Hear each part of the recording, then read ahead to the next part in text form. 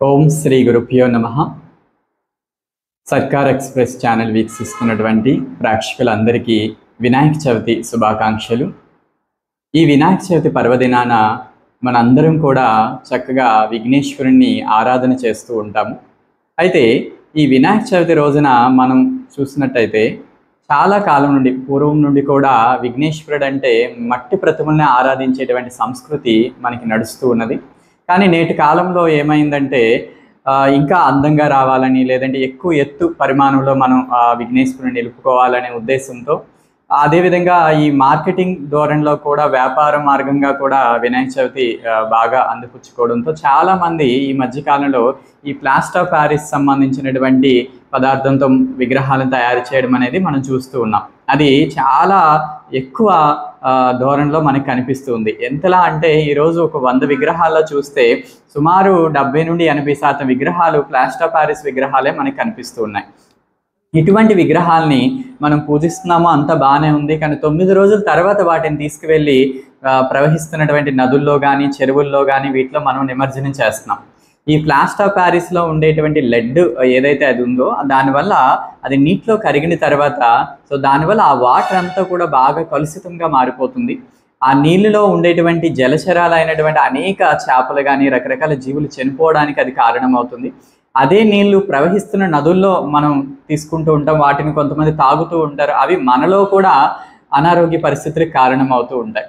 అలానే ఇప్పుడు వాడుతున్నటువంటి రంగులు కూడా రకరకాలైనటువంటి షైనింగ్ కలర్స్, అంటే కెమికలైజ్డ్ కలర్స్ని మనం ఎక్కువగా వాడుతుంటాం. ఈ కలర్స్లో ఈ యొక్క అయోడిన్ సంబంధించినటువంటి కొన్ని మూలకాలు కూడా ఉంటాయి. కాబట్టి దీనికి సంబంధించినటువంటి కలర్స్ మిక్స్ అయినటువంటి వాటర్ మనం తాగడం వల్ల కూడా అది కూడా మనలో కొన్ని రకాలైనటువంటి అనారోగ్య సమస్యలకు కారణమవుతూ ఉంటుంది. ఈ విధంగా ఎటువైపు చూసినా కూడా ఈ విగ్రహాలు, వాటి నుండి వస్తున్నటువంటి కలుషిత వాతావరణం ఇది మనిషి యొక్క అనారోగ్యానికి కారణమవుతుంది. కానీ మన పూర్వీకులు ఈ యొక్క వినాయక చవితిని అనారోగ్యపరంగా కాదు, మనిషి యొక్క ఆరోగ్యాన్ని పెంపొందించుకోవడానికే ఈ పండుగను మనకి వాళ్ళు పెట్టడం జరిగింది. ముఖ్యంగా మన పూర్వీకులు మట్టి విగ్రహాన్ని ఎందుకు దాన్ని పూజించమన్నారంటే, మీరు యోగ శాస్త్రంలో చూసినట్టయితే షట్చక్రాల కోసం చెప్తారు. ఈ షట్చక్రాల్లో మొదటి చక్ర మనకి మూలాధార చక్ర. ఈ మూలాధార చక్రానికి అధిపతి విఘ్నేశ్వరుడు.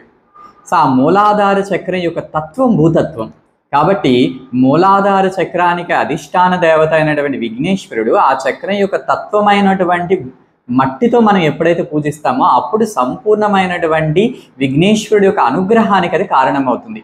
ఆ ఉద్దేశంతోనే విఘ్నేశ్వరుని మట్టితో తయారు చేయాలి అని చెప్పి మన పెద్దలు చెప్పడం జరిగింది.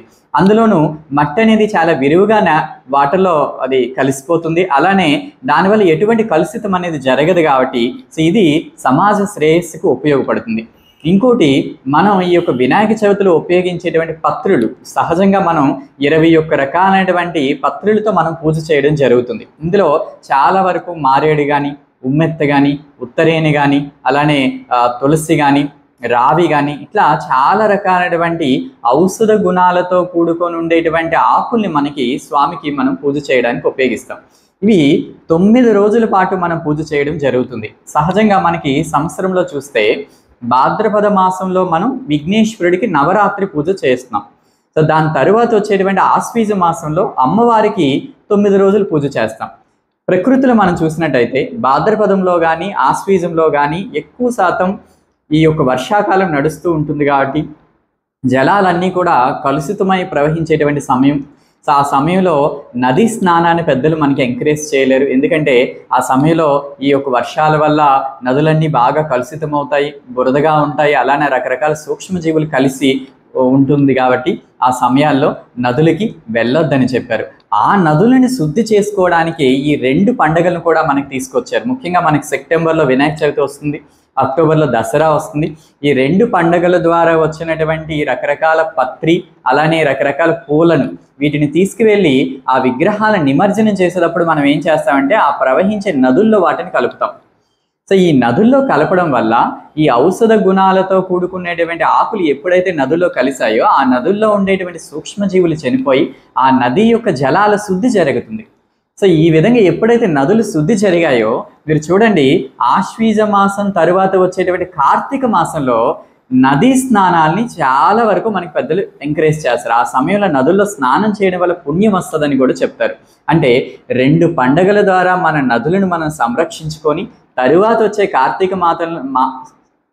వచ్చేటువంటి కార్తీక మాసంలో నదుల్లో స్నానం చేస్తూ ఆ నదుల యొక్క పుణ్యత్వాన్ని, ఆ శుద్ధి జలాలను మనం స్వీకరిస్తూ ఉంటామంట.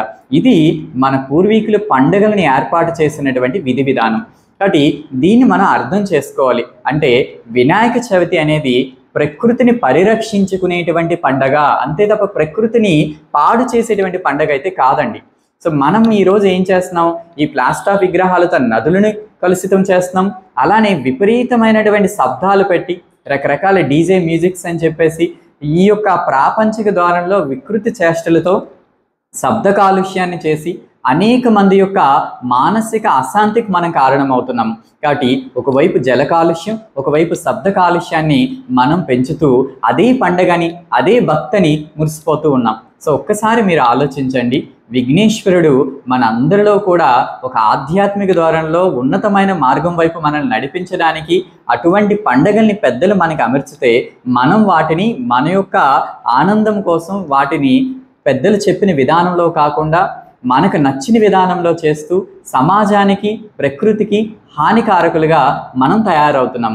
కాబట్టి భక్తి అంటే సమాజం యొక్క శ్రేయస్సును కోరుకోవడమే తప్ప సమాజాన్ని పాడు చేయడం కాదండి. సో ఆ విధానంలో మనం చేయడం వల్ల ఆ విఘ్నేశ్వరుడు కూడా మనల్ని క్షమించడు. కాబట్టి దయచేసి మట్టి విగ్రహాలను వాడండి. అలానే మీరు పూజించినటువంటి ఆ పత్రుల్ని సహజంగా తీసుకువెళ్ళి జలాల్లో కలపండి. అంతే తప్ప ప్లాస్టిక్ కవర్లో ముడిగట్టేసి ఇట్లా చేయొద్దండి. ప్లాస్టిక్ కవర్లని తీసుకువెళ్ళి నదుల్లో కలపడం అనేది కూడా చాలా తప్పు. ఆ ఆకుల్ని, పూలను అలానే తీసుకువెళ్ళి నదుల్లో కలపండి. సో దానివల్ల నదీ జలాలు పుణ్యత్వం పొందుతుంది, అలానే సమాజ హితం కూడా చేకూరుతుంది. ఈ విధంగా మీరందరూ కూడా భగవంతుని యొక్క అనుగ్రహం పొందేందుకు మన పూర్వీకులు, మన పెద్దలు ఏ పద్ధతినైతే తెలియజేశారో ఆ పద్ధతిలో పూజలు చేసుకుంటూ ఆ ఒక్క మంచిదనాన్ని మనం పొందుతూ సమాజంలో 10 మందికి దాని యొక్క మంచిని పంచేందుకు మనం కృషి చేయాలని ఆశిస్తూ ఉన్నాను. ధన్యవాదములు. జై గురుదేవ్.